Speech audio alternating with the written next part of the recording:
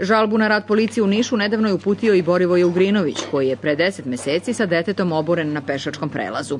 Iako je bilo očevidaca, zapisnik je na licu mesta izmenjen, pa je Komisija za rešavanje pritužbi policijske uprave u Nišu konstatovala propuste policajca.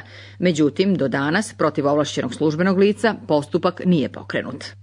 Prosto mi iznenađuje pristup policajaca koji su učinili sve da zataškaju ovaj slučaj. Motivi su očigledno poznati samo njima, ali me još više čudi neodgovornost policijske uprave u Nišu, koja ćutke prelazi i preko onoga što je ustanovljeno od strane njihovih nadređenih organa.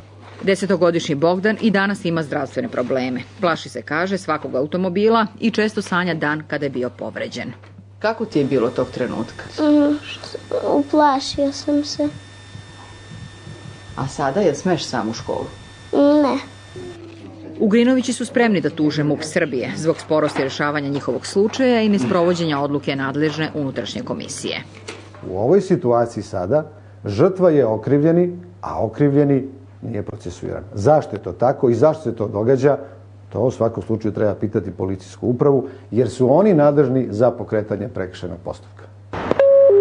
Mnogi veruju da bi imenovanjem načelnika, čije je mesto upražnjeno već 13 meseci, nagomilani problemi u saradnji policije i građana u gradu koji ima blizu 300.000 ljudi bili rešeni.